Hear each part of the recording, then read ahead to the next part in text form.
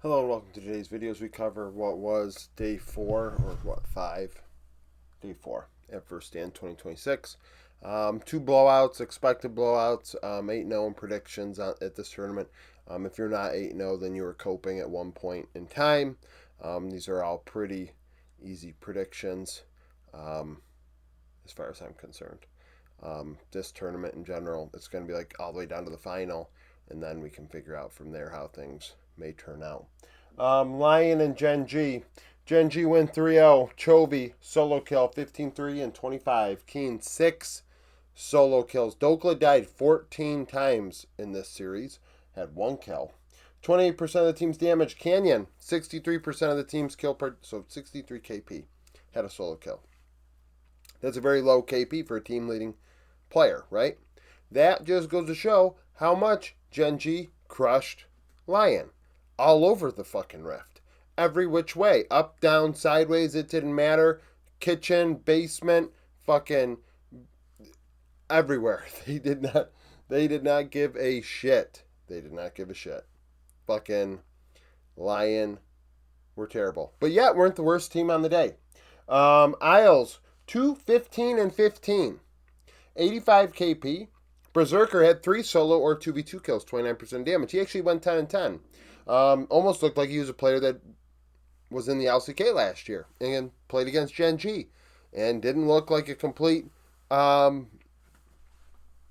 don't even know, a complete out of place player, if you will. Drake's 10-1 for GenG, but LLL at least got one.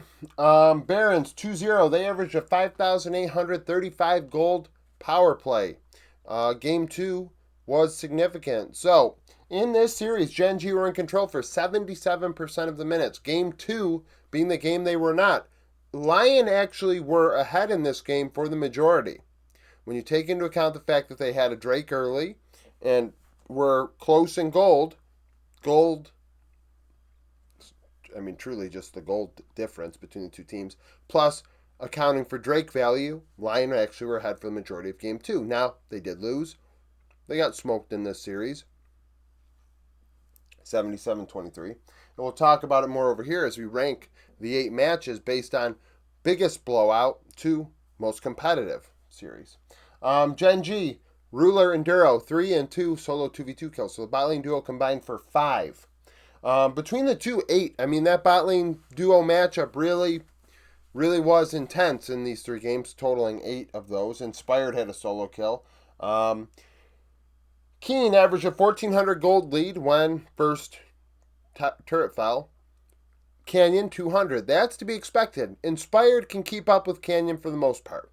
So a 200 gold lead over 3 games is not huge, especially when everyone else, Chovy up 1,300 over Saint, Ruler Duro up 1,367 over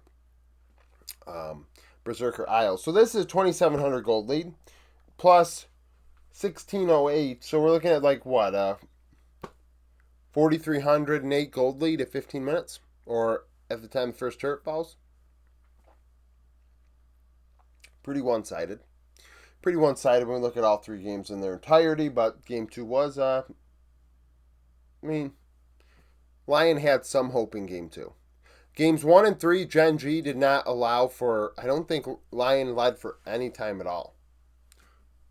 Like, in the 6 games today, only 1 game did the winner not lead in gold plus Drake value from start to finish. Like, that is objective perfect game angle. Obviously, there were kills, so that's why there's not a perfect game. But it literally was, like, objectively and macro-wise in that respect, perfect games in 5 of 6. Just truly, just very bad day. Very bad day. JDG Loud go home. Not a big surprise. Everyone's talking about Furia. Furia played in scrims against JDG. They won a game. They almost won a second game. Yeah, I think JDG takes scrims to be an opportunity to test things out, limit test, and if they lose, who gives a fuck because the game doesn't matter. Probably the case. When we look at Loud, I mean, Furia are more competitive and aggressive team than Loud. So historically, and this has been Loud's problem for a long time, even though the team is pretty much totally different than it was before, that they play a style of play that will not allow them to be competitive against a team like the LPL. They're going to get into a big team fight and they're going to lose the fucking game. And that's what happened in these three games. Against Furia, I could see Ayu and Jojo Tatu getting very, very fucking aggressive and pushing JDG. Now, against Loud, that wasn't the case. Vampire had a solo kill or 2v2 kill and didn't die. So his only kill was a solo or 2v2 kill, 28 assists, 67 KP. What does that tell us? Similar to this one. JDG slapped Loud around all over the fucking place. Loud were not ahead for a single minute in this series based on gold difference while taking into account Drake differential. Why? Because Loud didn't get a single fucking Drake in the entirety of this series. They could not trade a Rift Herald for a Drake. They couldn't trade a turret for a Drake. They couldn't trade a Baron for a Drake. They could not get a single Dragon. Gala, 30% of the team's damage. Shino, he, like his toe yesterday, and similar ages, Shino's the real deal. Just because he went 2-6-9, Zhao Zhu got a couple solo kills. Shino got one of his own. He led the team in damage, 33%. 33%. More than his bot lane combined. The bot lane had like a 400 DPM combined. Bull and Redbird went like 0-28 or some shit. Just absolutely fucking terrible. Terrible. If, like,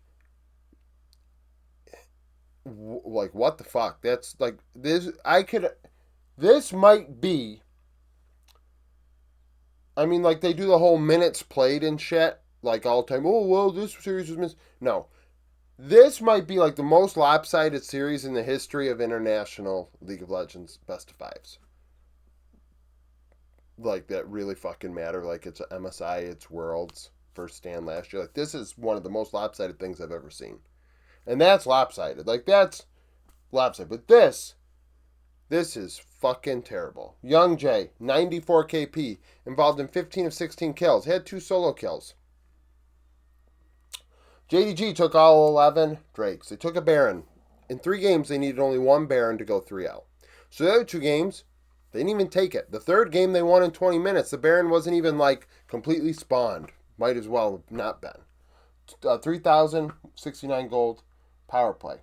But this is notable. I want to say this because in this you see GenG ahead of Lion by 4,300 gold on average when the first turret falls. But when the first turret fell in this one, we saw that Shino was up 213 gold on average, and he was up in all 3 games. Solo kills, Zhao Zhu had 2, Hongqiu had 1. But this 213, you may say that's not a big gold lead. No, but it's the meme where the person is sitting at the table and everything is on fire around them.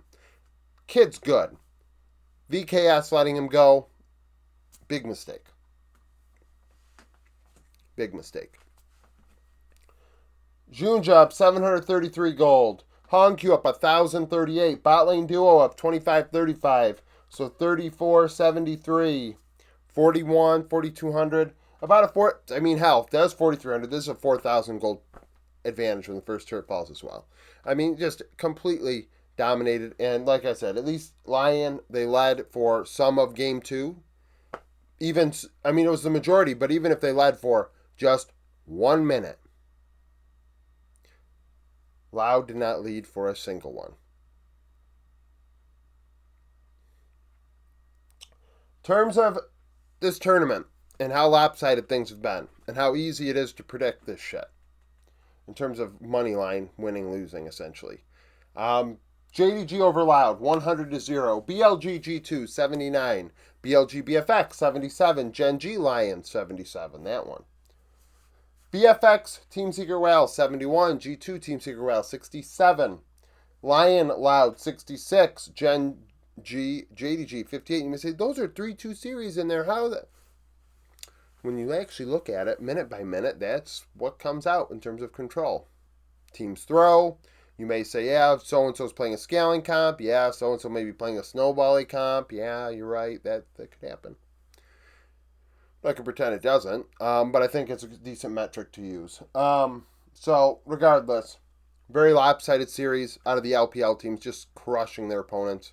Outside of obviously J2G having their hands full of GenG, because GenG are the best team here coming in. But regardless, what a terrible game. What terrible series. But we need participation awards for both North America and Brazil. So, that's it for the video. Thank you for watching. If you liked the video, like it. Subscribe to the channel for daily League of Legends content. Follow me on Twitter, join the Discord, become a YouTube supporter, and hope to see you again tomorrow.